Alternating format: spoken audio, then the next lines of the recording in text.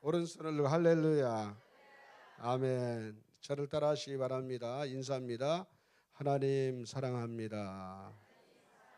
예수님 사랑합니다. 성령님 사랑합니다.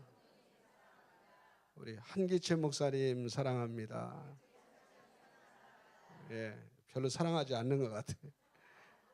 우리 교인들은요, 이만진 목사님 사랑합니다 그러면 막 어떤 분은 일어나서 막 사랑합니다 이러고 그래요.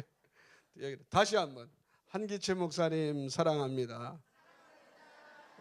할렐루야. 그래야지 이제 하나 더 가슴에 이렇게 오른손에 자기 심장이 오고 왼손은 밖으로 오고. 누구를 사랑하냐면 제 이름이 이만진입니다. 이 이름 의미가 있어요. 제가 이따 간증하겠는데 이만진. 그래서 이렇게 만진아 사랑한다. 자기 이름 부르는 거예요. 아시겠죠? 다 같이 시작. 만진아 사랑한다. 한 번 더. 다시 시작. 만진아 사랑한다. 내가 어떤 존재냐면 하나님께서 우리가 얼마짜리예요? 예수님짜리. 그 기본도 모르시면 어떻게 해? 우리 인생이 그렇게 시시한 인생이 아니에요. 예? 우리가 예수님짜리라고. 자, 옆에 분을 보고 인사 한번 할까요? 당신은 하나님의 위대한, 요거 잘 하셔야 돼. 걸작품이십니다. 네. 요거를 시켰더니 옆에 마음에 안 드는 권사님 계시다고 졸작품. 참 단어 말 한마디가 인생을 바꿔. 그러면 안 돼요. 우리는 예수님짜리예요. 그래서 저는 항상 우리 교회 모든 예배를 드릴 때마다 하나님 앞에 사랑한다고 고백하고 그 다음에 만지나 사랑한다. 오늘 이 집회를 제 말씀을 통해서 저는 여러분이 여러분을 진정으로 사랑하기 시작하면 역사가 일어날 줄로 믿습니다. 이게 크리스찬의 자존감의 확립이에요. 자, 그리고 주변 분들에게 인사하겠습니다. 샬롬, 할렐루야, 사랑합니다, 축복합니다. 이제 좋은 얘기 다 했어요. 좋은 얘기 다 했어. 그죠? 예, 보세요. 하나님 사랑하고 예수님 사랑하고 성령님 사랑하고 목사님 사랑하고 나도 사랑하고 옆에 분에게 샬롬 하나님의 나라를 선포하고 할렐루야 하나님 찬양하고 사랑합니다 축복합니다 다 했죠? 집회 끝. 더 이상 할 게 뭐가 있어요? 이것만 잘 되면은 뭐가 문제가 되겠어요? 그렇죠?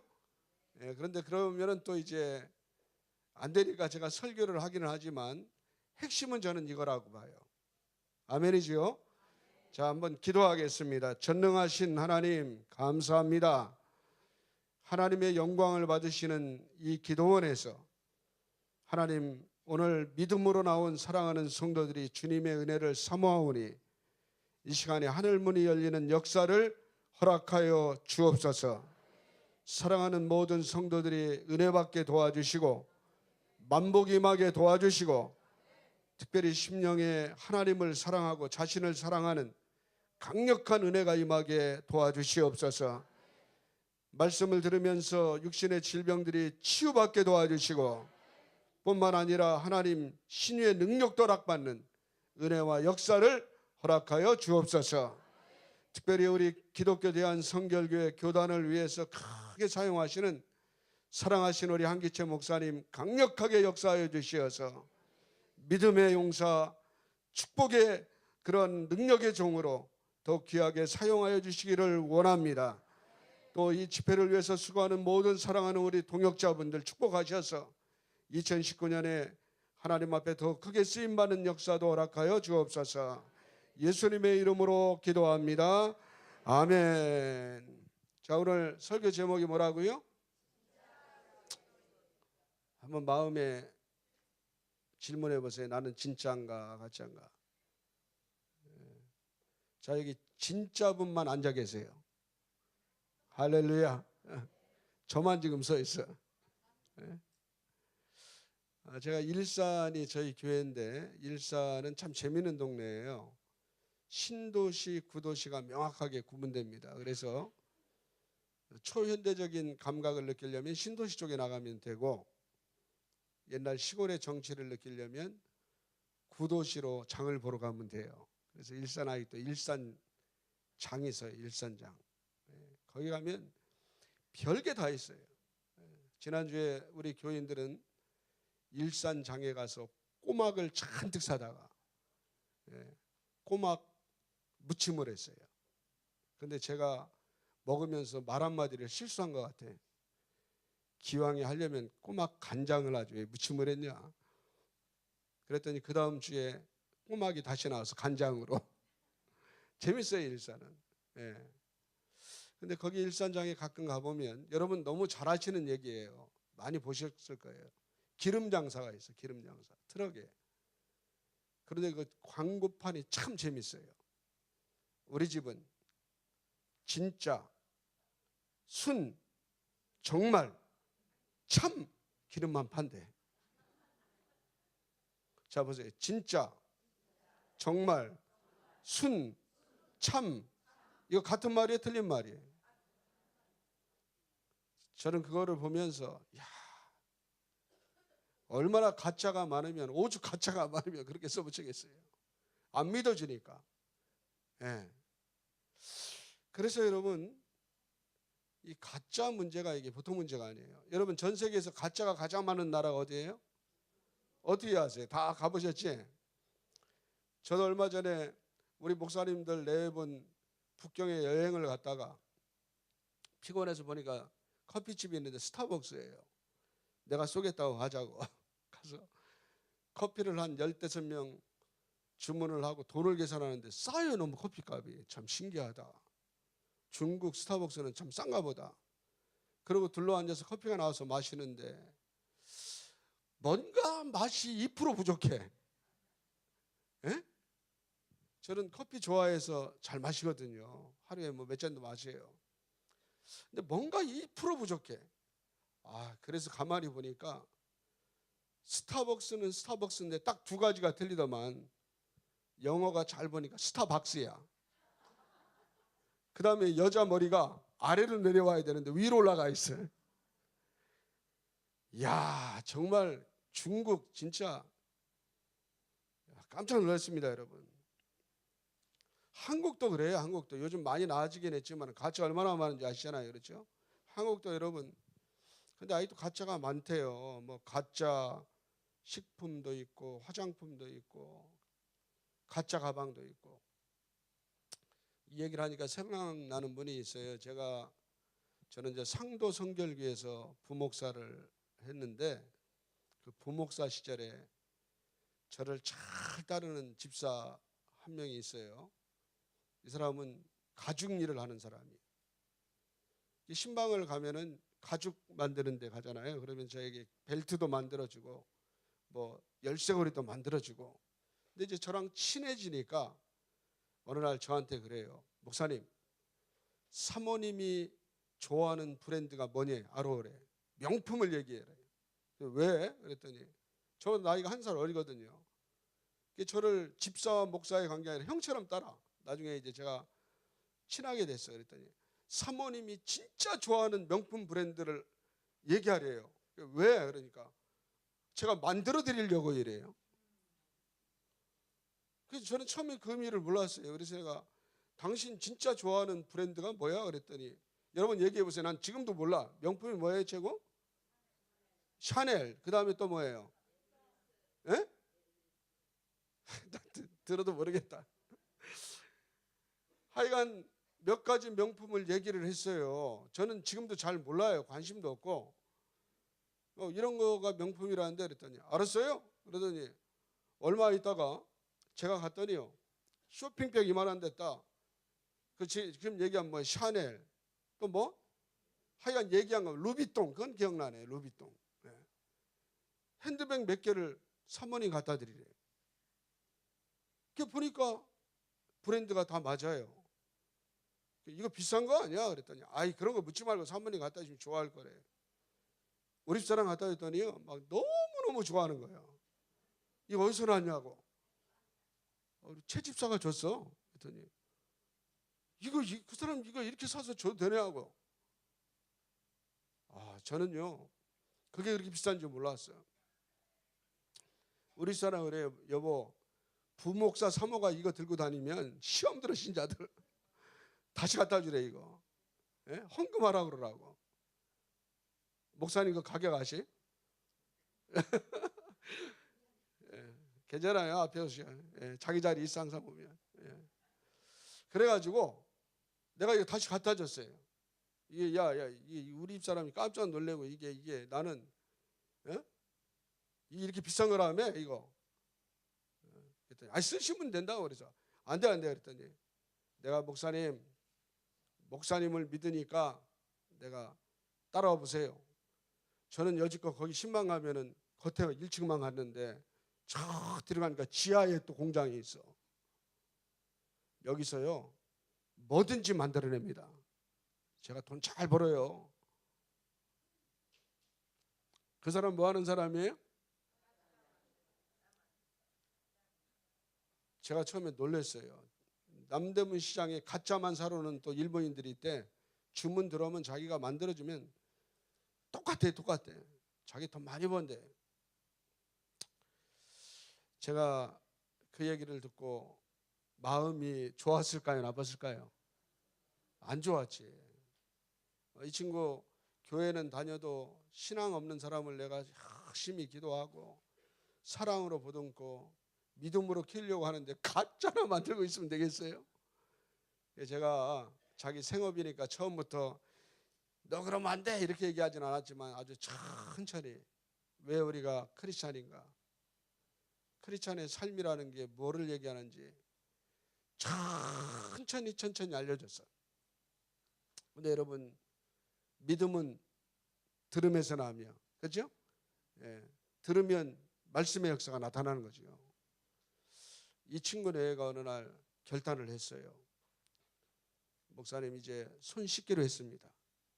예, 이제 안 하겠습니다. 예. 그리고 진짜 그 가짜 만든 일을 그만뒀어요. 근데 여러분 불과 얼마 있다가요 동네 내과를 갔는데 큰 병원을 가라고 그래서 제가 아직 따라갔어요. 예, 보라매 병원. 저기 보라매 병원에 갔더니 세상에 이 사람 건강한 사람이거든요. 근데 건강하면 암도 건강하다네. 위암이라고 발견되는데 손을 못 댈 정도로 위암이 번졌어요.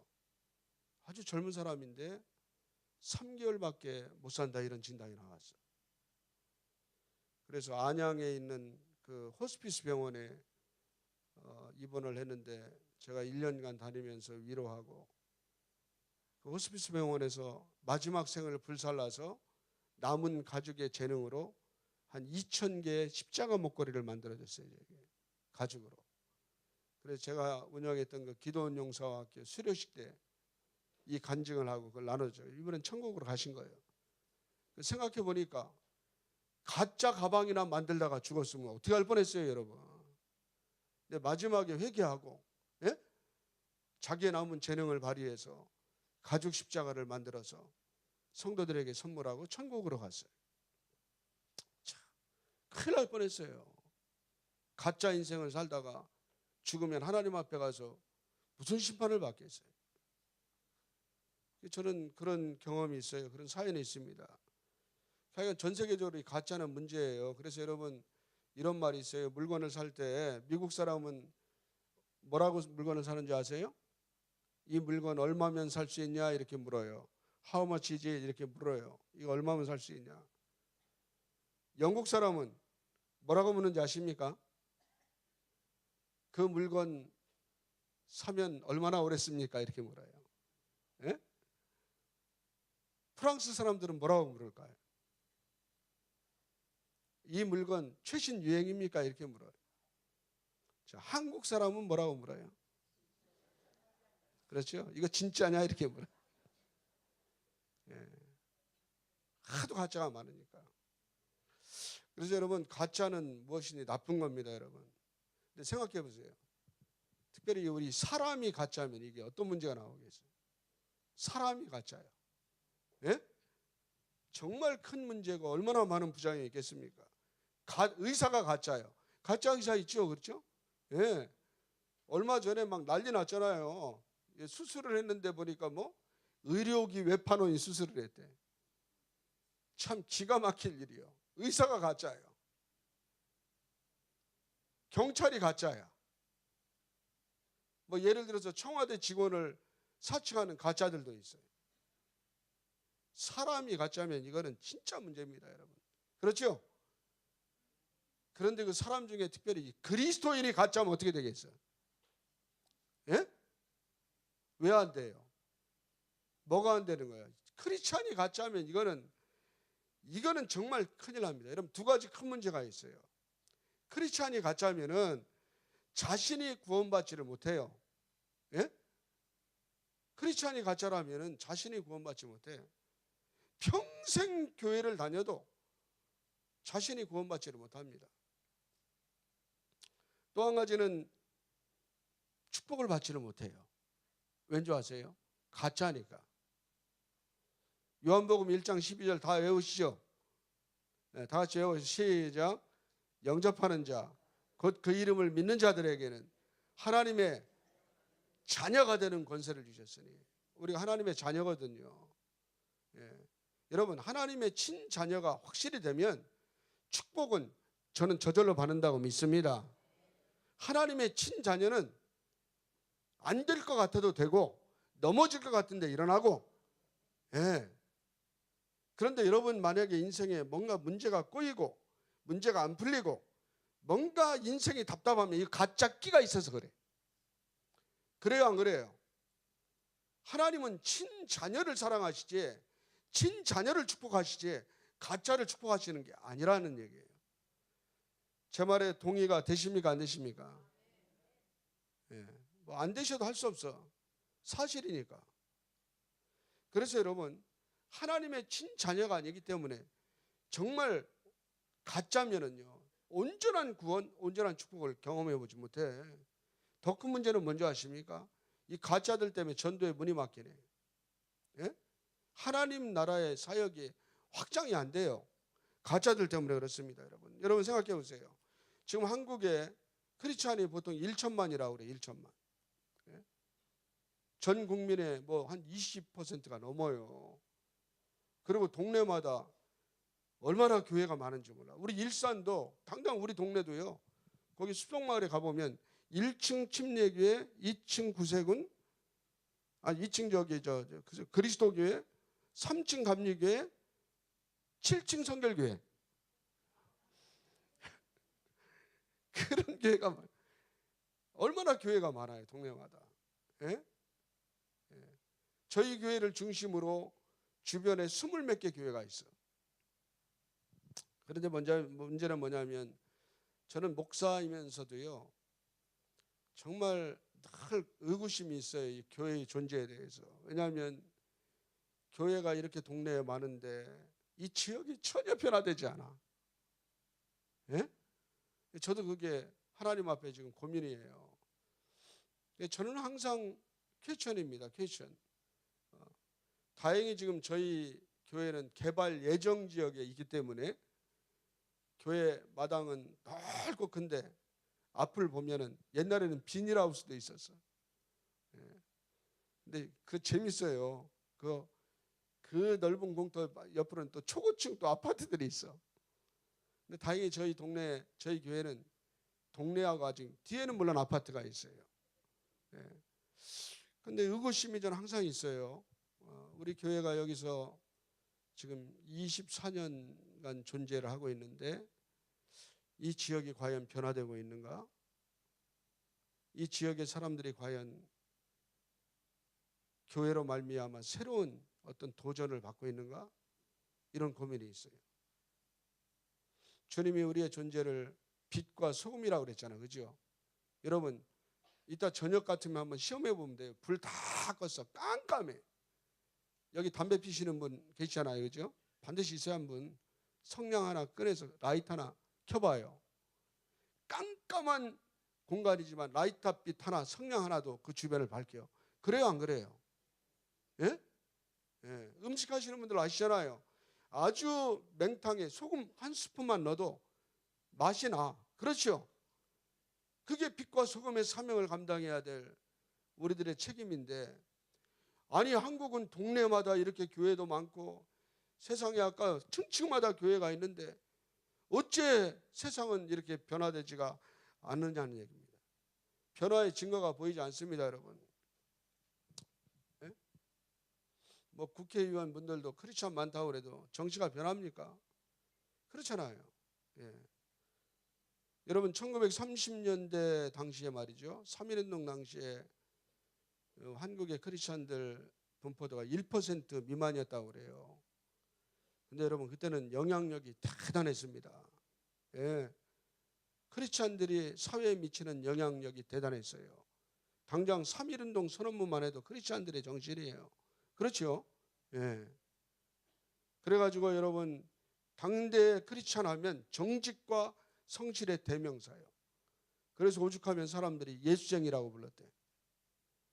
그리고 당시에 크리스찬들에게는요 돈을 빌려주면 뭐라 그래요? 차용증 같은 거 쓰지 않았대요. 쟤 예수쟁이야. 믿어도 돼. 예. 이런 평가를 받던 시대가 우리 있었단 말이에요. 근데 오늘날 시대는요. 예? 크리스찬들에 대해서 여러분 가슴 아픈 얘기지만은 너무나 신뢰도가 낮아. 예. 너무 영향력이 긍정적이지가 않습니다. 예? 그 힘이 너무나 미미합니다. 그 이유가 뭘까? 답은 뻔해요. 참 그리스도인이 많지 않다는 사실이에요. 참 그리스도인, 진짜가 없다는 얘기, 진짜. 진짜는 영향력을 발휘하게 돼 있어요. 그렇죠? 예. 가짜들은 반드시 문제를 일으켜요. 저는요, 한 10년 전인가 처음 베트남을 갔더니 거기 있는 어떤 저를 신뢰하고 따르는 후배가 선물이라고 명품 시계 10개를 사주겠대. 전 참 그래 순진했어요. 그래서 네가 무슨 돈이 있어서 명품 시계 10개를 사주냐 그러니까 염려하지 말래. 그러더니 시계를 딱 이런 주머니에 10개를 했는데 보니까 시계 명품이 나 뭔지 모르겠지만 하여간 나 명품 같아. 그래서 그 중에 하나는 또 우리 아버지를 드렸네. 예? 시계 중에 명품이라고. 그런데 아버지가 명품이래요. 하나 사용하세요. 그랬더니 한 두 달 만에 전화 왔어. 시계가 섰다. 나머지는 제가 명품이라는 잘 보관했는데 보니까 다 시계가 섰어. 지금도 가지고 있어요. 예, 그냥 기념으로.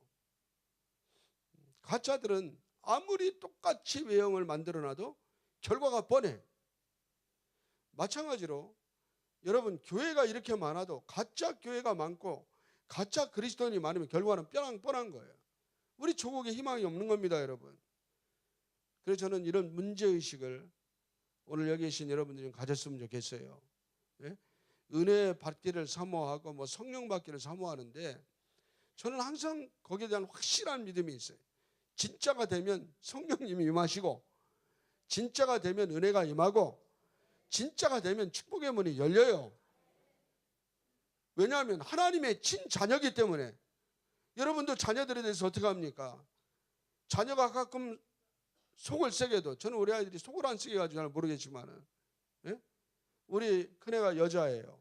여아. 둘째는 여식이고 셋째는 공주고. 예. 근데 이 세 아이가 너무 착해서 속을 안 시게 봤지만은 그래도 얘들이 뭐라고 요구 안 해도 제가 아빠기 때문에 걔들의 그 필요를 저는 채워주려고 애를 써요. 예? 아빠니까.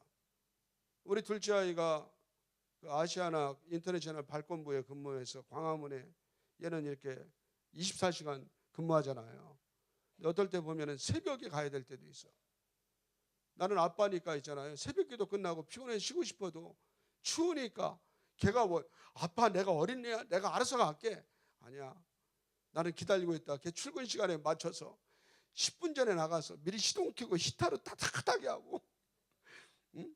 뒷자리에 엉덩이도 뜨뜻하고 등도 뜨뜻하고 히터도 틀어놓고 예? 나오면 태워다가 딱 버스 정류장에 내려주고 퇴근할 때도 가능하면은 그 시간에 맞춰서 그 근처에 있다가 기다렸다 그래도 태워와. 왜 그래요? 아빠니까. 걔가 내 자녀니까. 근데 중요한 건 내가 걔 월급 얼마 받는지 몰라요. 또 내가 원하지도 않아. 예? 예. 아빠니까 그런 거예요. 근데 전능하신 하나님은요, 인간의 아빠를 뛰어넘어요, 여러분. 나보다 나를 더 잘하시는 하나님이 우리가 진짜만 되면 뭐를 해결을 못하겠어. 근데 여러분, 저한테 말이죠, 제 자녀도 아닌 사람이, 다른 애가 와서 나한테 새벽 끝나고 나 좀 태워다 주세요. 그럼 내가 태워다 주겠어요? 어떻게 이렇게 잘하죠? 아무리 가짜가 기도해도 소용없다니까. 예? 예. 아무리 몸부림치고 떼글떼글 굴러도 이건 역사가 일어날 수가 없어요. 그래서 진짜가 되는 게 중요해요. 오늘 짧은 1시간이라고 그러더라고요. 설교하는 시간이. 여러분이 1시간 동안 저와 여러분이 다시 한번 진짜로 거듭나는 그런 계기가 됐으면 좋겠습니다, 여러분. 그래서 여러분, 나 자신만큼은 오늘 진짜가 돼서, 진짜가 되면 구원과 축복을 받습니다. 할렐루야. 하나님의 영광이 드러납니다. 더 중요한 것은 진짜들은요, 세상을 변화시키는 주역이 돼요. 예? 제가 한번 여쭤볼게요. 여러분들, 권사님들 많이 계시죠? 예. 그래서 우리 교회 권사님들은 앞에 안 앉아. 저 때문에 다 뒤로 가서 앉아. 내가 하도 그냥, 권사님 정도 되면요, 권사님이 가시는 동네 아줌마들이 다 변해야 돼. 예? 그렇게 하고 계세요? 예. 난 저 권사님 때문에 교회 나가고 싶어. 이렇게 돼야 돼요. 꼭 그렇게 돼야 됩니다, 여러분. 그러나 그렇지 않은 경우가 많아요. 예. 저는 우리 교인들에게 꼭 시킵니다. 지금은 뭐 다 마트에 가면 다 이렇게 해서 그런 일이 없지만은 옛날에 그 상도동 부목사 할 때부터 제가 강조한 게 있어요. 시장에 나가면 권사님 정도 되면 콩나물 같은 거 살 때 깎지 말고, 예? 더 달라고 주먹으로 집어오지 말고, 예? 오히려 한 주먹 내놓고 나는 교회 권사야 이렇게 하고 오시라고. 예. 제 말이 틀려요? 맞아요? 맞아요. 예. 아무리 콩나물 사가지고 그냥 더 가져갈게 하고 집어오고 나서 나중에 교회 좀 나와 그러면 너나 나가라. 예. 진짜 문제라니까요. 그 진짜가 되면 내가 구원을 받습니다. 그리고 하나님의 축복의 문이 열려요. 뿐만 아니라 하나님의 영광이 드러나. 그리고 세상이 변화돼. 우리 여기 이제 중앙성결교회는 우리 기독교 대한성결교회 모교회입니다, 여러분. 제가 목사가 된 결정적인 계기가 이만신 목사님 때문에 그래요. 제가 고등부 때 전 대전 출신이에요. 남대전 성결교회 출신인데 성청 학생회 제가 일을 열심히 했어요. 어느 날 이만신 목사님이 신년 성청 학생회 금식성에 오셨어. 수련회 강사로. 제가 그 어린 시절에 감상금을 드렸어요. 그때는 감상금을 드리면 다 불렀어. 예? 참 1시간 동안 불러요. 그래서 저도 처음에는 안 드리다가 이름 부르니까 할 수 없이 냈어. 그리고 이만진 썼더니 이만진 일어나봐. 너 어디 있시오? 만짝한 거예요. 그런데 한 번도 하나도 맞는 게 없어요. 예. 근데 그 목사님께서 그날 이제 저녁에 저를 알아보시고 안수기도를 해주셨어. 너희 다음에 목사가 되라. 내가 이만신이고 너는 이만진이지 않느냐. 요래 가지고 인연이 시작됐어. 저는 뉴욕에서 공부를 했는데 제가 미국 유학하는 동안에 이만신 목사님 오시면 그 뉴욕에 식당 이름 잊어먹었네. 이제 거기서 우리 식사도 하고 그런 적이 있었고 또 그럴 때마다 이만신 목사님은 꼭 저에게 봉투를 주고 가셨어요. 공부하는데 보태쓰라고. 제가 유학 마치고 와서 인사를 드렸더니 제가 지금도 그 책을 제 서재에 딱 여기 이렇게 4권을 놨어요. 인사를 드리러 왔더니 당신이 4권 다 앞에 지금 잔뜩 쓰였어. 그리고 저를 격려해 주셨어요. 제가 상덕교회 부목사로 유학 마치고 왔더니 이만식 목사님, 너는 황대식 자식이 됐으니까 거기 가서 잘 커라. 제가 잊지는 못해. 그런 인연이 있어요, 여러분. 예. 자, 우리 중앙성결교회는 여기 물론 다른 교회 교인들도 계시는데 제가 잘 몰라서 어쨌든 기독교 대한성결교회 모교회이시고 특별히 우리 교단의 존경과 사랑을 한 몸에 받고 계시는 우리 한기채 목사님을 이제 담임 목사님으로 모시고 계시니까 오늘 부족한 저를 불러주셔서 감사한데 저는 부흥사가 아니에요. 저는 그렇게 실력 있는 목사도 아닙니다. 근데 한 가지는 있어. 진리에 대한 헌신적인 탐구는 해요, 제가. 예. 그래서 이 말씀을 꼭 드리고 싶어요. 중앙성결교회 성도님만 오늘부터 완전히 진짜로 변해버리면 우리나라에 소망이 있습니다, 여러분. 아멘이죠. 그리고 실제 하나님의 역사가 일어난다니까요. 실제로 일어나요. 하나님의 친자녀이기 때문에 그렇습니다. 오늘 본문에 보면은 여러분 사도 바울이요 1세기 당시에 유대인들의 신앙과 그 신앙, 이 거짓된 신앙을 아주 통렬하게 지금 비판하고 있는 내용이에요. 지금 여러분들이 아까 성경을 읽으실 때 이 번역이 워낙 구어체이기 때문에 잘 이해는 안 되시지만은 사도 바울이 유대인들의 거짓된 신앙을 아주 날카롭게 지적하면서 너희들 참신앙이 뭔지 아냐? 에? 그러니까 1세기 당시에도 사도 바울의 눈에 거짓된 신앙이 보이기 시작했던 거예요. 그래서 여러분 이게 오늘날 우리에게도 너무나 적용이 됩니다, 여러분. 참 그리스도인은 과연 어떤 사람인가? 오늘 제가 드리는 말씀을 잘 적용해서 내가 그런 부분이 없었다면 그 변화를 시키는 계기가 되시기를 바랍니다. 오늘 이제 바울 사도가 첫 번째 지적한 것은 뭐냐면은 이 명목상 그리스도인들의 문제를 지적한 거예요. 예. 여러분 지금도 그렇지만은요 당시 유대인들은 자부심이 굉장히 강한 민족입니다. 그런데 그 자부심이 도를 넘어서 문제가 됐죠. 예? 자기들만이 하나님의 선택받은 백성이다. 이런 강한 자부심이 있었어요. 그 이유가 뭔지 아세요? 이스라엘 이름을 하나님이 주셨다 이거예요. 예? 하나님의 권속, 그 다음에 율법, 십계명을 받은 민족이다. 그 다음에 여러분 또 한 가지가 뭐예요? 생후 8개월 만에 남자아이들이 할례를 받습니다. 예. 그래서 이스라엘 민족은 이스라엘이다. 우리는 율법을 가진 민족이다. 할례 받은 민족이다. 그래서 유대인들은 어떤 착각을 했냐면 자신들이 가지고 있는 이 세 가지 때문에 저절로 구원받을 거라는 생각을 가지고 있었다는 얘기예요. 예? 예. 자기들은 당연히 천국에 간다고 생각을 하고 있었어요. 근데 사도 바울이 딱 잘라 얘기합니다. 결코 그렇지 않다. 외형적인 표식만을 가지고 천국에 들어갈 수 없다 이거예요. 이게 죄송한 얘기지만 우리 교단의 자랑스러운 교회 중앙성결교회 교인 됐다고 다 천국에 들어가는 것은 아니다. 이런 얘기입니다, 여러분. 예. 그것에 걸맞는 내용이 있어야 참 신자라 이런 얘기. 적어도 중앙성결교회 교인이면 그 내용에 걸맞는 그 외형에 걸맞는 내용이 있어야. 그래서 아까 그 얘기입니다. 유대인은 겉모습만 표면적인 유대인, 이름 뿌린 명목상 유대인이다. 그래서 오히려 믿지 않는 이방인 중에서 뭐예요? 모독을 받는다고 그랬어요. 여러분 우리가 교인이면서 아까 제가 말씀드렸잖아요. 이거 직분에 대해서 굉장히 정말 우리 헌신해야 돼요. 저는 한 15년 전까지만 해도요. 제가 정말 이거 간증인데요. 어디를 가면은 제가 제 차림이 있어요. 딱 넥타이에 저는 바바리 코트를 좋아해요. 그리고 007 가방을 딱 들어. 예.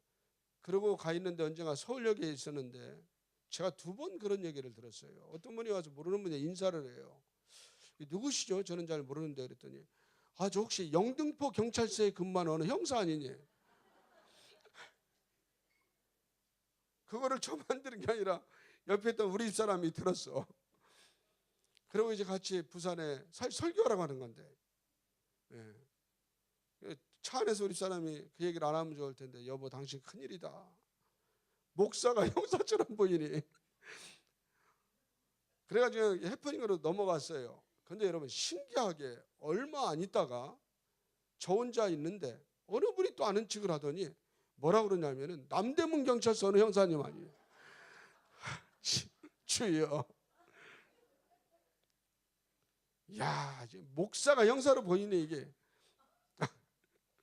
그래서 제가 그래서 진짜 기도원에 가서 3일간 금식하며 기도해서, 우리 동네에서 오살리 가까우니까 오살리, 하나님 내 내면이 어떻게 보이길래 외면 이렇습니까? 우리 한 목사님 어디 가나 딱 세 가지로 보일 것 같아요. 학자요, 그죠? 교수요, 목사님. 예. 저래야 되는데 지금은 좀 어떻게 보여요, 여러분들?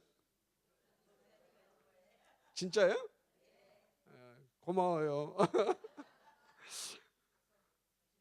아니 진짜 지금 변한 거예요. 지금은 좀 낮았다니까. 지금은 그래도 최소한 어디를 가면은 교수나 뭐 목사로 봐줘요. 예, 그게 참 이게 중요한 거예요. 그래서 여러분 이 직분에 대한 책임을 져야 돼. 권사님들은 권사님 얼굴이 나와야 돼요. 예? 여기 나 딱 봐도 벌써 권사님들 다 이래. 내가 다 집어낼 수 있어. 하나 안 틀리고. 예? 장로님도 마찬가지고 집사님도 마찬가지예요. 근데 이보다 사실은 더 중요한 게 있습니다. 사실 내면의 변화가 외면의 변화예요. 예, 얼굴에 나타나요. 그래서 바울 사도가요, 유대인들이 하나님의 선민이라는 강한 자부심을 가지고 있기 때문에 자기들이 저절로 천국에 갈 거라고 생각이 좀 아니다 이거예요. 당시 유대인들은 굉장히 자부심이 강했어요. 그래서 이방인들은 안중에도 없어요. 심지어는 막 지옥의 땔감이라고 그래서 이방인들을. 그런데 정작 자신들은 참신자가 아니라, 중요한 것은 바울 사도가 지적하잖아요. 하나님이 인정하는 것이다. 오늘 29절 하반절에 나오잖아요. 그죠? 정말 중요한 것은 하나님이 인정하는 것인데 유대인들은 하나님의 인정을 전혀 받지 못한다 이거예요. 바울 사도가 여기 얘기하지는 않았지만은 하나님은 감별사다 이거야. 참신자와 거짓 신자의 감별사다. 여러분 사람의 눈은 속일 수가 있어요. 그런데 하나님의 눈은 겉과 속을 두루 감찰합니다. 나보다 나를 더 잘 아시는 분입니다. 사람의 눈은 속일 수가 있지만 하나님의 눈은 어떻게 해요? 속일 수가 없어요. 예, 그리스도인 중에도 마찬가지입니다. 여러분 표면적인 그리스도인, 명목상 그리스도인들이 많이 있을 수가 있어요. 사실은 한국교회 저는 이게 문제라고 보는 거예요. 네. 명목상 그리스도인, 표면상 그리스도인, 얼른 보기에는 어엿한 그리스도인들처럼 보이지만은 근데 내용이 그렇지 않으면 이거 문제다 이거예요. 여러분 제가 얼마 전에 독일의 그 서베를린 무슨 대학이더라, 거기에 그 무슨 세미나가 있다고 그래서 저도 갔다 왔는데, 거기 가서 그 홀로코스트 박물관 갔더니 가슴이 아파요. 예, 세계 역사에 가장 잔인했던 히틀러 시대. 근데 여러분 제가 거기서 충격을 받은 게 뭔지 아십니까? 히틀러 시대에 교회가요, 적어도 독일 교회는 국가 공인 교회예요. 명목상으로는 전 국민이 크리스찬이요. 그런 시대에 히틀러라고 하는 가장 나치즘이라고 하는 인류 역사에 지을 수 없는 죄악이 번영했다는 사실을 정말 가슴이 아프더라고요. 예? 정말 가슴이 아파요. 여러분 오늘 우리도 마찬가지입니다. 여러분 예? 무늬만 그리스도인, 형식만 그리스도인, 외양만 그리스도인, 명목산 그리스도인들이 교회 안에 얼마든지 있을 수가 있어요. 그게 큰 비극이에요. 어쩌면 교회 안에 문제가 생기는 게 바로 이런 분들 때문에 그럴지도 몰라요. 예? 여러분 우리가 겉으로 세례를 받았다고 그래서 교인 명부에 이름을 올렸다고 그래서 성경책을 들고 예배 온다고 그래서 교회에 출입한다고 그래서 심지어는 교회에서 열심히 봉사한다고 그래서 그래서 자동적으로 구원받고 천국에 가는 게 아닙니다, 여러분. 여기 조심하셔야 될 분들이 있어요. 나 교회 열심히 봉사해 그러면서 예배를 소홀히 하는 분들도 있어. 그죠? 그런 오류에 빠지면 안 됩니다. 특히 저는 우리 부교역자들에게 그걸 굉장히 주의를 시켜요. 예. 부교역자, 저도 그랬어요. 부교역자 시절에. 일이 바쁘다 보니까 예배를 잘 못 드려. 그러면 안 돼요. 물론 예배를 돕는 위치에 있긴 하지만 어떻게든지 해서 예배에 집중을 해야 돼. 근데 주로 여기 식당에서 봉사하면 한번 손 좀 들어가요. 식당. 안 계세요? 계세요? 예배를 어떻게 일부 예배 드리고 식당 봉사하세요? 예배 시간에 밥하셔? 그러면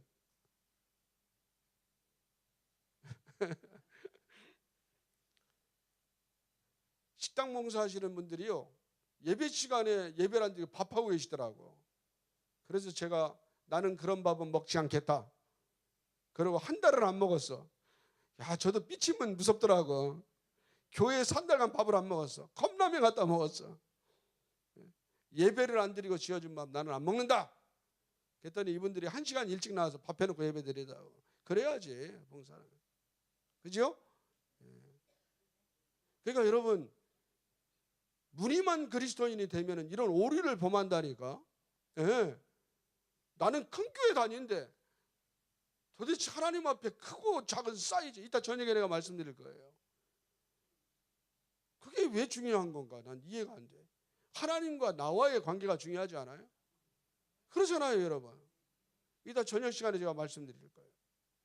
저는 그래서 이 아까 제가 얘기했잖아요. 만지나 사랑한다 이걸 하면서 깨달은 말씀이에요. 하나님은요, 사이즈를 재는 분이 아니야. 예. 너와 내가 지금 어떤 관계에 있느냐 이걸 본단 말이에요. 여러분, 요한 웨슬레 선생님의 설교 중에 그 almost Christian, 거의 그리스도인이라면 거의 그리스도인.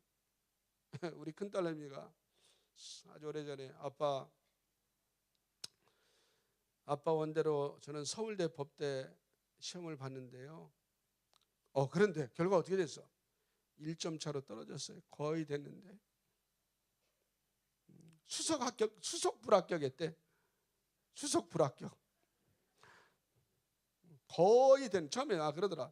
아빠 거의 됐는데. 그런데 아무래도 수석 불합격한 것 같아요.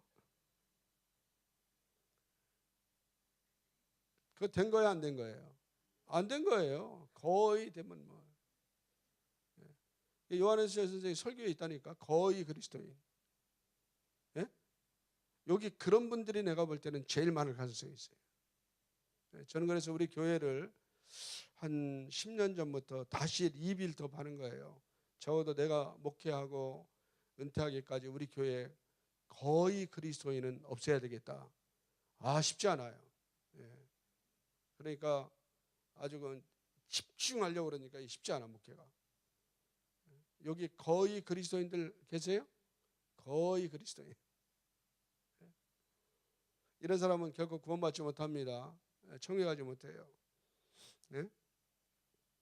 거의 그리스도인은 불신자나 마찬가지예요. 구원도 못 받고 축복도 못 받아. 그러니까 이렇게 점검을 하면 될 것 같아요. 제가 지금 우리 교회에서 지금 현장에서 보기 때문에 자신 있게 말씀을 드리고 있는데, 거의 그리스도인 시절에 막 새벽 기도부터 막 입에 거품을 흘리면서 막 할렐루야 찾고 막 기도할 때도 그런 사람들도 요란한 사람 있잖아. 또 막 대굴대굴 굴르고 막 방언하고. 근데 내가 보니까 그 사람이 거의 그리스도인이요. 그렇게 하지 말고 완전한 하나님 앞에 자녀가 되라 가르쳤더니 얌전히 기도해도 할렐루야. 어제 저녁에도 그 사람 전화 왔어요. 부목사가 연락 왔어요. 목사님, 유집사님 문자가 왔는데 왜? 뭐 교회 통장번호 알려달래요. 왜? 이번 달 교역자 사례비는 자기가 섬기고 싶대요. 왜? 사업이 잘 됐어요. 왜 교회에서 줄 걸 자기가 섬겨? 이거 받지 말아요? 받아야지 그래도 내가. 막 뭔가 하고 싶은 거예요. 그게 복인 줄로 믿습니다, 여러분. 예, 그전에는요, 입에 거품을 물고 뒹굴뒹굴 해도 사업이 안 돼가지고 맨날 물질의 축복을 달라고 기도해달라고 그랬는데, 자기가 하나님과의 관계가 완전해지니까 하늘문이 열려버리는 거예요. 제가 말씀드렸잖아요. 우리 딸내미 출근할 때 내 자식이기 때문에 요즘 얼마나 추워요. 예? 저 여자아이가 새벽에 출근하는데 내가 버스 정류장까지는 태워다 줘야지. 일산에서 광화문까지 가는데 그렇잖아요. 자기가 걸어가도 되겠지만 그게 아버지의 심정이라고. 예. 오늘 우리가 완전한 그리스도인이 되면 하나님이요 불꽃 같은 눈으로 우리를 축복하십니다. 할렐루야. 그래서 여러분 거의 그리스도인들이 많기 때문에 저는 한국 교회가 많아도 진정한 변화가 없는 게 아닌가 나 이런 생각해. 옛날에 우리가 어린 시절에 교회가 부흥할 때 보면 정말 무식하고 못 배웠지만 우리 할머니들 그죠? 정말 온전한 그리스도인이잖아요. 그때 하나님께서 어떻게 하셨습니까? 한국 교회를 축복하시고 우리 민족의 경제를 축복하셔서 역사가 일어났잖아. 근데 지금은 얼마나 의리리한 교회들이 많아요. 얼마나 삐까뻔쩍한 교인들이 많습니까? 근데 왜 나라가 이 모양이에요? 왜 교회가 부흥되지 않아요? 거의 그리스도인들 때문에 그래요. 예, 가짜들 때문에. 그래서 요게 이제 중요한데요. 바울 사도가 너희가 정말 그리스도인이면은 내면 안에 증거가 나타날 것이다. 오늘 이 자리에 오신 모든 분들이 저도 마찬가지고 이런 내면의 변화가 꼭 임하시기를 축원합니다. 자, 우리 본문의 말씀 한 번 더 읽어볼까요? 28절 29절 28절 29절 한번 크게 읽어보셔야 돼요. 이거 중요하니까. 다 찾으셨으면 아멘 하겠습니다. 다 같이 시작.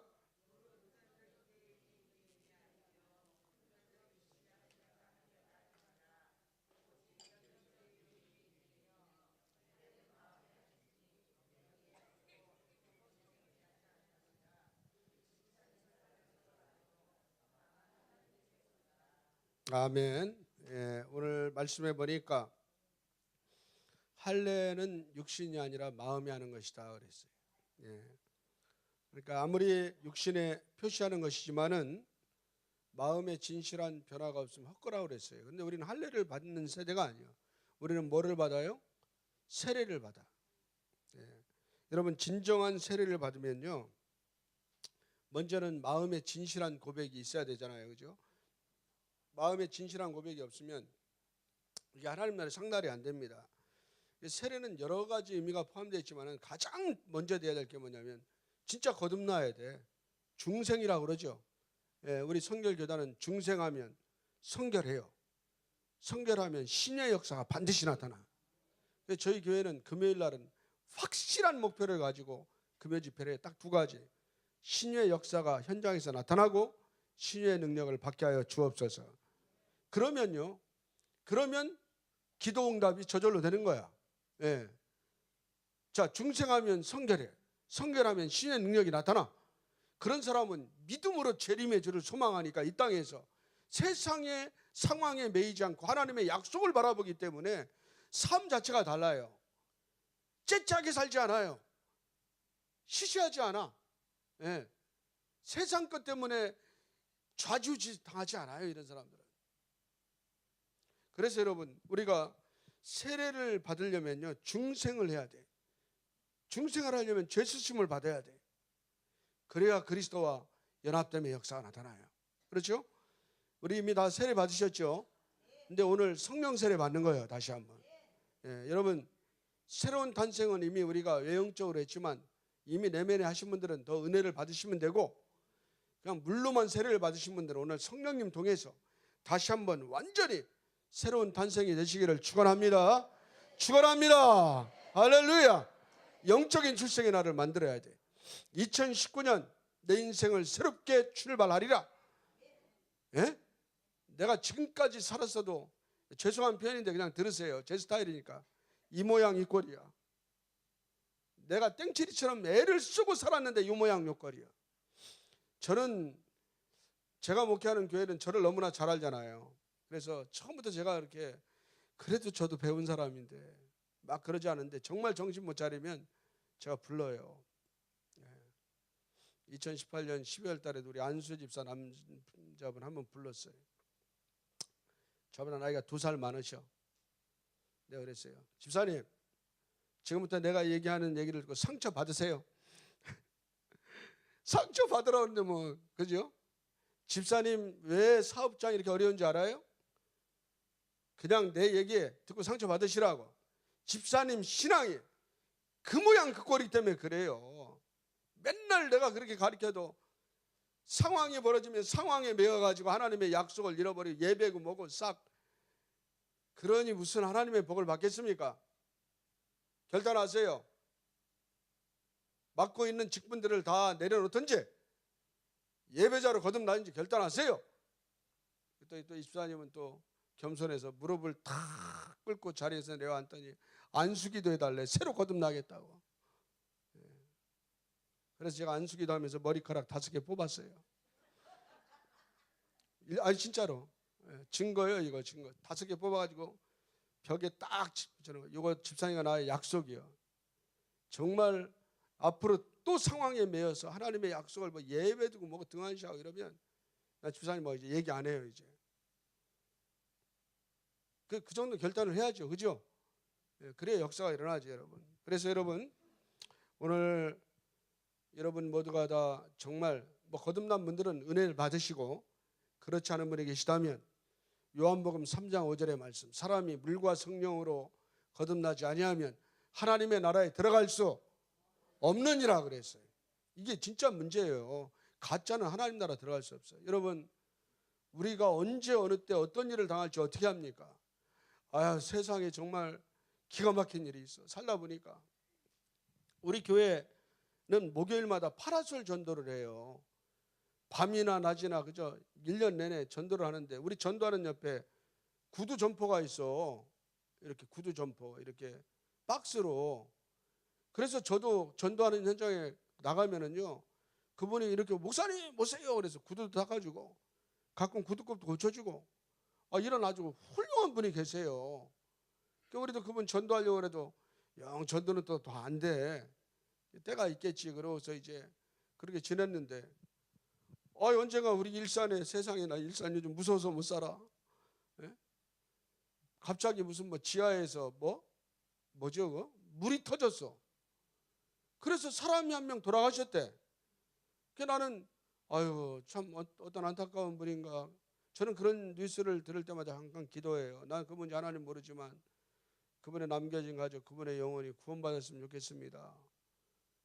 그런데 우리 딸내미가 깜짝 놀라서 아빠 우리 전도하는 옆에 계신 그 아저씨야 이래.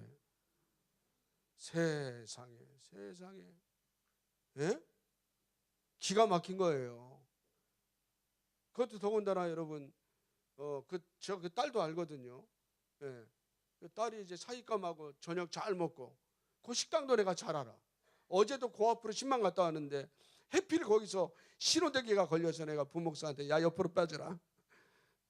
좌회전에서 가야 되지만 우회전으로 가라. 여기 서 있지 마라. 딱 그 자리에 걸렸어요. 제가 우리 교역자들하고 가서 그 입구에서 조문을 했어요. 예? 여러분 인생은 그런 거예요. 정말 안타깝잖아요. 언제 어느 때 어떤 모습으로 우리가 천국에 갈지 모르잖아요. 그렇죠? 그래서 여러분 오늘 다시 거듭나야 돼. 자 보세요. 구약의 할례를 며칠 만에 해요? 8일 만에 하는 이유가 있습니다. 7 플러스 1이요. 즉 새로운 시작이에요. 새로운 시작. 오늘 2019년 이 자리에서 저와 여러분 모두가 다 영적으로 이 한 목사님을 증인으로 지도자로 딱 모시고 거듭남의 결단을 좀 하세요. 마음에. 내 인생에 오늘 저 무명의 강사 이만준 목사 와서 설교했는데 저거 맞는 것 같으니까 내가 한번 결단하리라 그러면 오늘 완전히 영적으로 거듭나는 겁니다. 이건 성령께서 하시는 일이에요. 내가 마음에 믿어 의에 이르는 것입니다. 하나님 내가 정말 영적으로 거듭나서 하나님의 백성이 된다는 의미예요. 오늘 그런 결단이 임하시기를 축원합니다. 그러면요 기도의 능력이 달라진다니까. 내가 몸부림치고 막 떼굴떼굴 안 걸러도 아버지 그러면 하나님이 친자식이 아버지 하니까 얼른 왜? 하늘문을 활짝 여셔 그냥. 그리고 구하기도 전에 알았어. 부모는 자녀에게 구하기 전에 알지 않나요? 그죠? 그래요, 안 그래요? 그렇잖아요. 이 중생의 역사가 일어나기 위해서는 이따 개인 기도하실 때 정말 회개하셔야 돼요. 그동안에 내가 무늬만 명목상 그리스도인이었던 것들을 회개해야 돼요. 여러분, 중생하고 나면요, 저절로 어떻게 돼요? 막 죄가 깨닫게 돼요. 자기 죄를 인정하고 뉘우칩니다. 성경에 보면은 정말 주님을 만난 사람들의 공통적인 고백이 있잖아요. 주여, 나는 죄인입니다. 나를 떠나주세요. 왜요? 하나님의 밝은 빛 앞에 들어오니까 내 죄가 감출 수가 없는 거예요. 예. 그러니까 회개해. 그러고 나면요, 정말 회개하고 중생하면은 하나님과의 믿음의 연합이 딱, 예? 정말 믿음이 생겨요. 주님과 연합된 믿음. 그 믿음으로 의로운 하나님의 백성이 되고 예수 그리스도에게 딱 접붙이게 돼. 요한복음 15장에 나오죠. 예. 예수님은 뭐예요? 포도나무. 우리는 가지가 되는 거예요. 그럼 우리는 열매는 내가 맺는 게 아니에요. 저절로 맺는 거예요. 할렐루야. 그게 축복의 역사예요. 진정한 그리스도 교회의 몸된 지체가 되면 열매는 저절로 맺어요.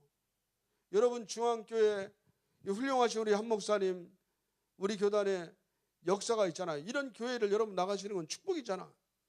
거기에서 완전히 거듭나서 변화되기만 하면 여러분 인생의 열매는 저절로 맺혀지게 될 줄로 믿습니다, 여러분. 이 내면의 변화가 딱 있어야 돼. 할렐루야. 그 다음에 이제 내면의 변화가 있으면 뭐가 변해요? 외면의 변화가 생기는 거예요.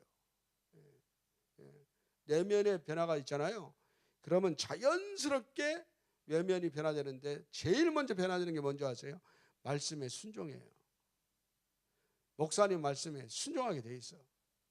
여러분, 목사님들이 보통 분들이십니까? 하나님의 말씀을 어떻게든지 제대로 바르게, 물론 그렇지 않은 분들이 있어서 문제긴 하지만 적어도 우리가 인격적으로 다 신뢰할 수 있잖아요. 더군다나 성경의 말씀에 믿음으로 예수를 주님으로 딱 영접하잖아요. 그러면은 그 순간부터 하나님의 말씀에 순종해요. 예?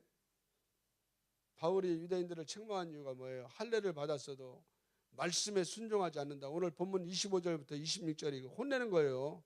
예? 막 열받아서 지금 막 외치는 겁니다. 예수님도 순종의 중요성을 강조했습니다. 마태복음 7장 20절부터 21절에 그들의 열매로 내가 그들을 알리라 그랬어. 나더러 주여 주여 하는 자마다 다 천국에 들어갈 것이 아니요. 뭐예요? 다만 하늘에 계신 아버지의 뜻대로 행하는 자라야 들어가리라. 말씀에 순종해. 사랑하는 여러분, 여러분들이 그동안에 성경책도 안 읽고 말씀을 듣고 감동이 왔는데도 순종하지 않은 게 있으면 회개해야 돼요. 이게 벌써 무늬만 그리스도인이었다는 얘기거든요. 말씀에 순종하는 역사가 오늘부터 꼭 일어나시기를 축원합니다. 그리고 이런 분들은요, 인격이 변화돼요. 인격이 변화돼요. 말씀에 순종하다 보면은 여러분 보세요. 크리스찬이 변화되는 모습을 보니까 확 바뀐다는 건 저는 보지를 못했어요. 저절로 되기는 하는데 굉장히 점진적이에요. 우리의 희망은 뭐냐면 우리의 예수 믿은 신앙의 인격이 어제보다 오늘이 나아야 돼. 오늘보다 내일이 나아야 돼요. 여러분들이 예수 믿은 지가 오래됐는데 여러분 내면의 인격이 작년보다 금년이 나아야 되는데 점점 퇴보하고 있다 그러면 이건 가짜기가 있는 거예요. 운전하시는 분들은 언제 자신의 인격을 체크할 수 있냐면 운전할 때. 아무도 없는 공간에서. 운전하다 보면 각종 상황들이 생기잖아요. 나를 쉽게 얘기해서 좀 화나게 만드는 외부 요인들에 내가 어떻게 반응하는가. 여러분들 어떻게 하세요? 앞차가 갑자기 위급 상황을 만들면 대부분 뭐라고 그래요? 그 블랙박스에 다 찍혀 있으니 거짓말 하지 말고 뭐라고 그래요? A부터 나올 거야. 저도 그렇게 나오더라고. 저는 무지하게 노력을 해가지고 요즘은 어떻게 하냐면 에이 복 받을 사람 참 쉽지 않아. 무지하게 노력해서 에이 복 받을 사람. 이게 변하기가 쉽지 않아요. 왜냐하면 우리 본성이 그래요. 본성이. 여러분 그래서 어제보다 오늘이 나아야 되고 오늘보다 내일이 나아야 돼요. 제가 우리 막내 외삼촌을 전도했습니다. 참 우리 외숙모랑 오랜 세월 전도해서 드디어 우리 외삼촌이 지금부터 10년 전에 예수를 믿게 됐어요. 이 막내 외삼촌 화려한 분이에요. 대전의 조폭 두목. 근데 큰 그룹이 아니라 지금 그러니까 중간 그룹 정도 되는 거예요. 야, 진짜 문제였어요. 우리 외숙모를 납치하다시피 결혼을 했대요. 그런 사연 있잖아요, 그죠? 근데 이 외삼촌이요, 저한테만큼은 진짜 막 저를 애지중지해. 왜 그러나 몰라. 제가 얘기하면, 제가 목사가 된 뒤로는 만지나 이름을 불러본 적 있어요. 조카님, 목사님. 왜 그랬는지 모르지만 조폭인데, 저는 조폭인지 몰랐어. 그냥 자기는 뭐 채권 추심하는 일을 한다고 그래서, 나는 채권 추심이 무슨 말인지 지금 잘 몰라요. 근데 그게 알고 보니까 뭐 돈 받으러 다니는 일이라며. 예. 제가 그걸 외숙모가 눈물로 해서 내가 십몇 년 전에 결단을 시키고 예수를 믿게 했어요. 그런데도 인격이 변화되지 않아.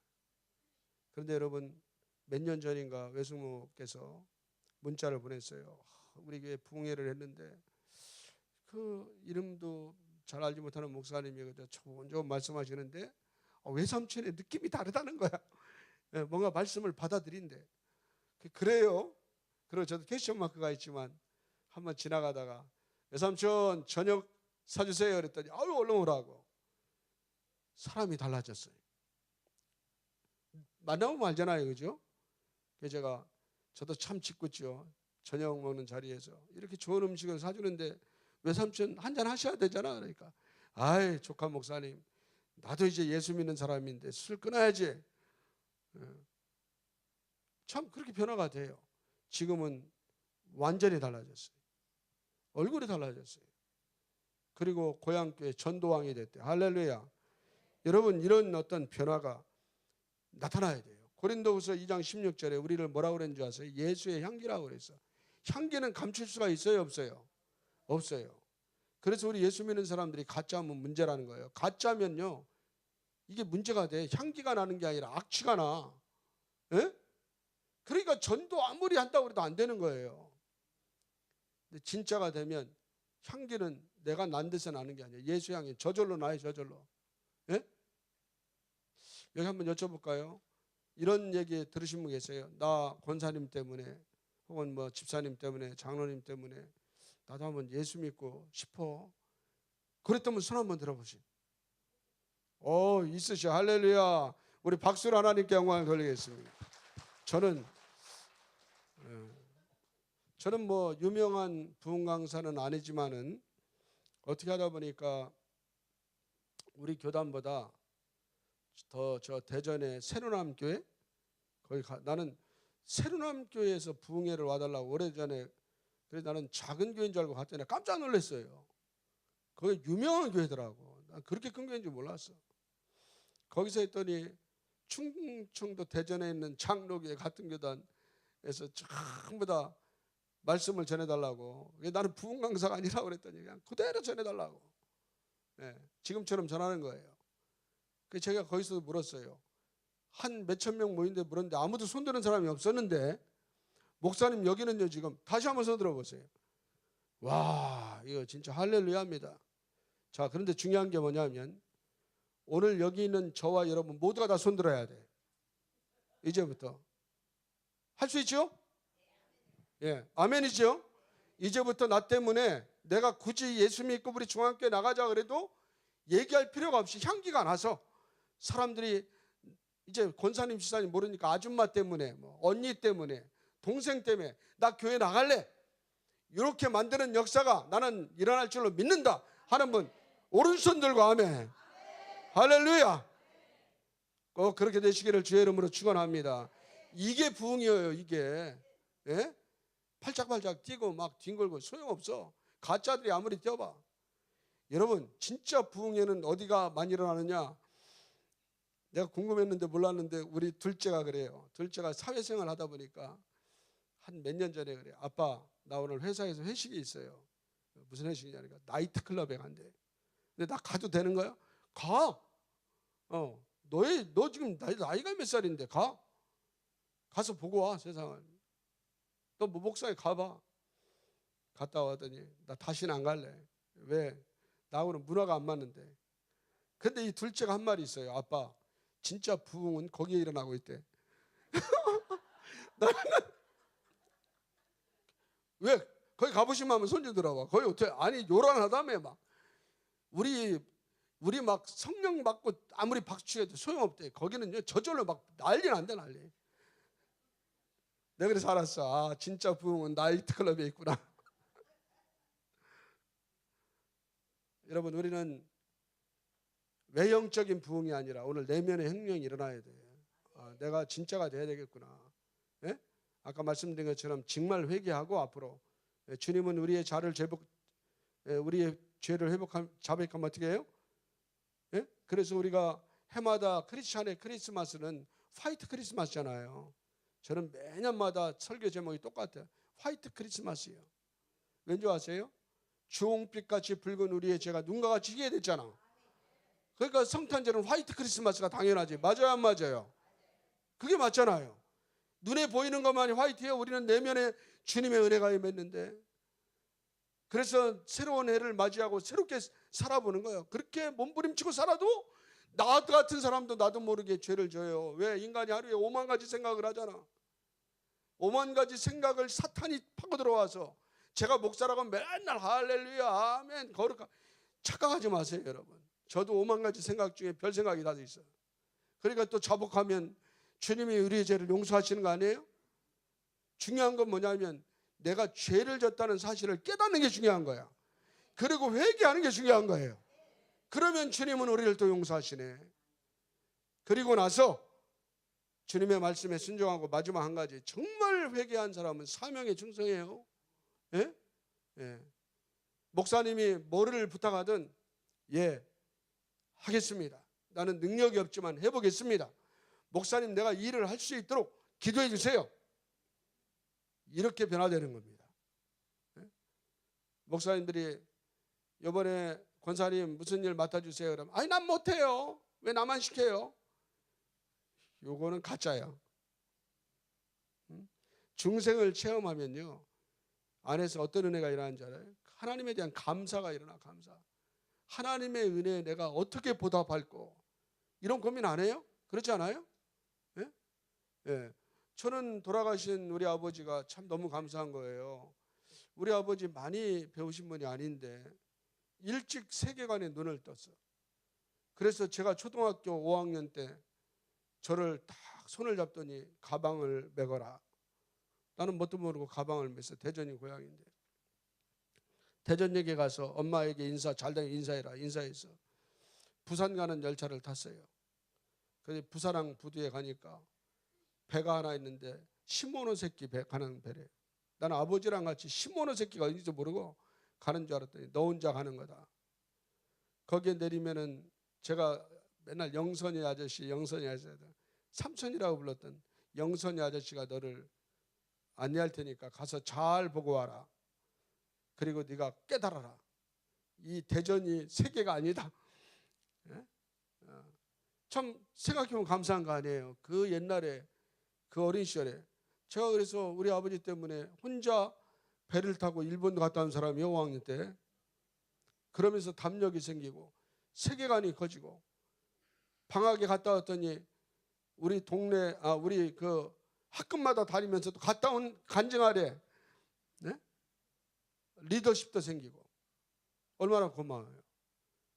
이걸 깨닫고 나니까 제가 우리 아버지가 너무 감사한 거예요. 그 어려운 시절에 이 아들을 넓은 세계가 있다는 걸 가르쳐 줘야 되겠다.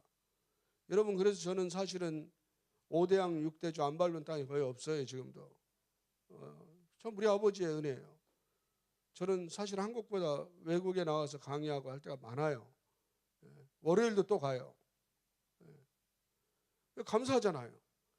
깨닫고 나서 제가 한 25년 전부터 아버지의 은혜를 어떻게 감사할까. 그러다가 제가 결단을 해서 우리 집사람하고 우리 하나님 앞에 11조 드리고 아버지에게 그동안도 드렸지만은 요거를 딱 정해가지고 아예 자동이체로 부모님에게 용돈을 드리자. 그래 그때부터 50만 원씩. 작은 돈이 아니었죠, 그죠?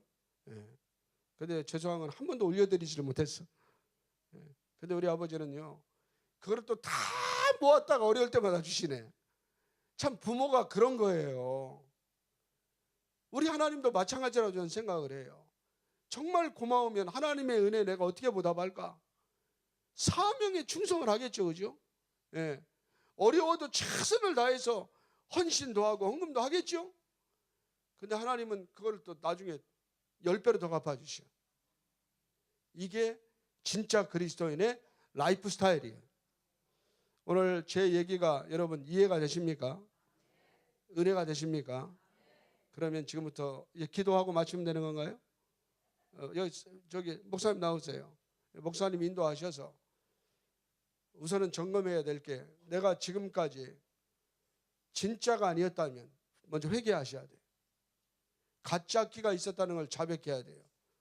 주님은 미쁘시고 의로우시기 때문에 우리의 죄를 자백하면 다 용서하십니다. 예. 그리고 하나님 나에게 새로운 은혜를 달라고 기도하면 성령을 부어주시고 오늘부터 진짜로 변화돼서 하늘문이 열리고 문제가 해결되고 그리고 기도하실 때 여러분 치유의 은사도 허락해달라고 기도하면 신유의 역사가 오늘 강력하게 임해서 병고침의 능력도 역사도 임하게 될 줄로 믿습니다.